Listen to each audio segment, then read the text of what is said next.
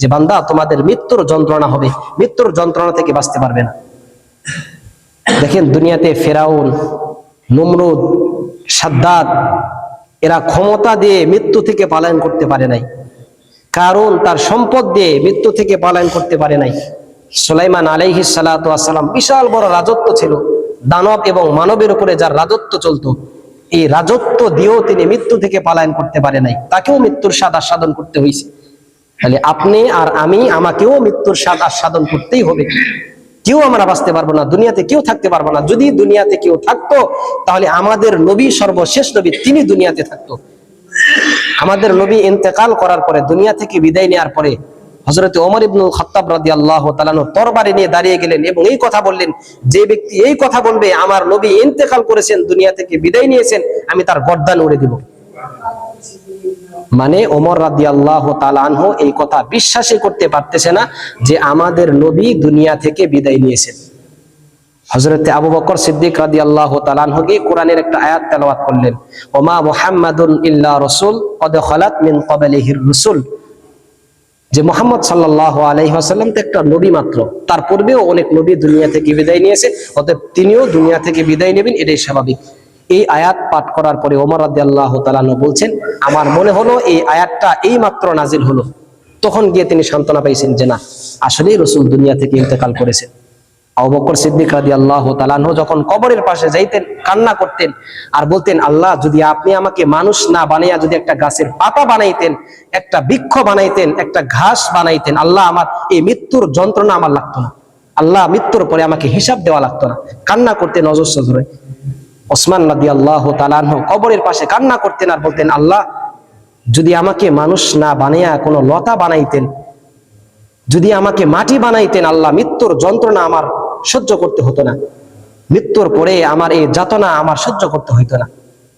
অথচ তারা তো জান্নাত প্রাপ্ত মানুষ, আল্লাহ তাআলা দুনিয়াতেই তাদের জান্নাতের সনদ দিয়েছিলেন।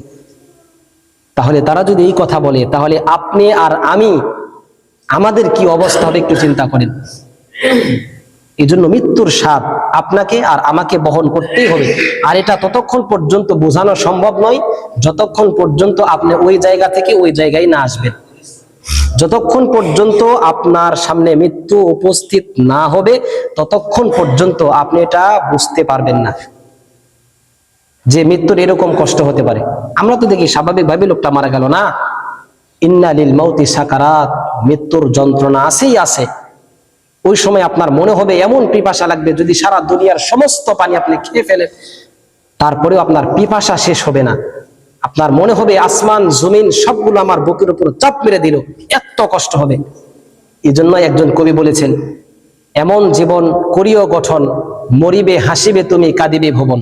মানে এমন একটা জীবন আপনি গঠন করেন, আপনি মারা যাবেন, আপনি হাসতে হাসতে দুনিয়া থেকে বিদায় নেবেন, কিন্তু সারা পৃথিবী আপনাকে দেখে কান্না করবে। পৃথিবীবাসী বলবে যে আজকে আমাদের মধ্য থেকে একটা নক্ষত্র বিদায় নিয়ে চলে গেল, আজকে আমাদের মধ্য থেকে একটা ভালো মানুষ দুনিয়া থেকে বিদায় নিয়ে চলে গেল। এরকম একটা জীবন গঠন করেন। এমন জীবন করিও না গঠন, মরিবে কাঁদিবে তুমি হাসিবে ভুবন। এমন জীবন গঠন করিও না যে তুমি মারা যাচ্ছ, তুমি কান্না করতেছ আর সারা বিশ্ববাসী তোমাকে দেখে হাসতেছে, তারা বলতেছে যাক আজকে নমরুদের মতো একটা শয়তান দুনিয়া থেকে বিদায় নিছে, ফেরাউনের মতো একটা শয়তান দুনিয়া থেকে বিদায় নিছে। এমন জীবন করিও না গঠন, মরিবে কাঁদিবে তুমি হাসিবে ভুবন। এই জন্য এখনো সময় আছে, মৃত্যুর সামানা তৈয়ার করে নেন। মৃত্যুবরণ করতেই হবে কনফার্ম, কেউ মৃত্যু থেকে বাঁচতে পারে নাই।